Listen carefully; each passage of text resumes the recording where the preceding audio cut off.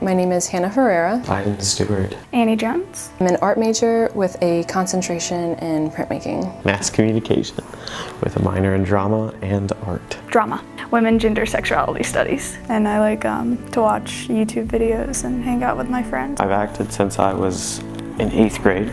I struggle with what if anxiety. My anxiety stems mainly from germs, so I've in the past year become like a crazy germaphobe. I'm most likely not gonna get sick like all the time, but it's just a constant fear. What if I like become ill in class or like at a restaurant? I just like embarrassed myself in front of all these people. How am I gonna be able to get home? Makes me anxious and not wanna go where I need to go. So I have depression, anxiety, PTSD, post-traumatic stress disorder, and dependent personality disorder. Dependent personality disorder, to me, I am very, very codependent on certain people. Like I need my codependent's reassurance and like okay on everything I do. Like I can take care of myself, but I need them to take care of me emotionally. I struggle with depression, anxiety, specifically social anxiety, and borderline personality disorder. Borderline personality disorder is you don't form your own personality and you feed off of a very specific person that is known as your favorite person or FP, and that person feeds your mental well-being and your mood and how you feel about things and gives you a lot of your personality traits. The depression and anxiety first like surged about 4 years ago, and then dependent personality reared its ugly head about 2 years ago.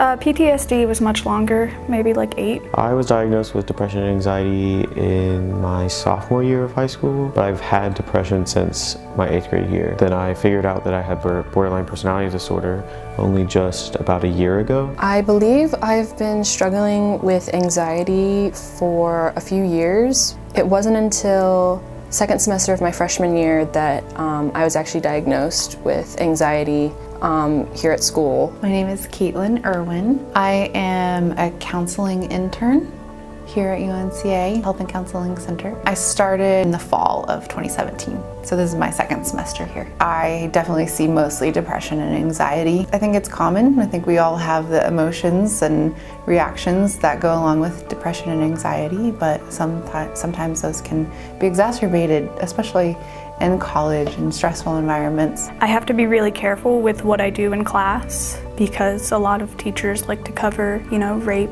and sexual assault, and with my PTSD I can't be around that, so I do have to bow out of a lot of class sessions, which can affect my grade. Going to class would stress me out. It's like if I actually had to leave, I can, it's not a big deal, but it's just in my head it was a bigger deal than it actually was. Depression affects the energy I have to put forth and go towards like different things even if I like them. It makes me struggle with getting up for class, and anxiety also, if it's a new situation, I sometimes get nervous and just don't want to go because I don't know the people, and so I will generally avoid any social interaction. With borderline personality disorder, it affects my interpersonal relationships. I think since mental illness is such an integrated part of who we are as humans, it can affect all kinds of aspects of life, from friendships, romantic relationships, jobs, academic life. If I was able to talk to my professors, because especially art classes, you aren't given any absences. Maybe if I could get that outside instruction for the days that I can't bring myself to go. And there's not an easy way to tell a professor, hey, I can't come to class because I'm depressed. It's not as recognized as a good excuse. Like have something prepared for students like me who can't handle that sort of material. My grades have suffered fairly heavily last year due to my mental illnesses. I did not go to half of my classes and I failed 3 out of 5 of my classes. They see like in the middle of the semester you're not doing very well, like maybe have a check-in. Mandatory schedule an appointment with a counselor and talk about it. We encourage anyone to reach out to the counseling center. If they feel they need extra support, they can just call the front desk to schedule a needs assessment. We just want to get an idea of who you are, what's going on for you, and how we could potentially help you. Then you'll be assigned to a counselor who you would have regular sessions with.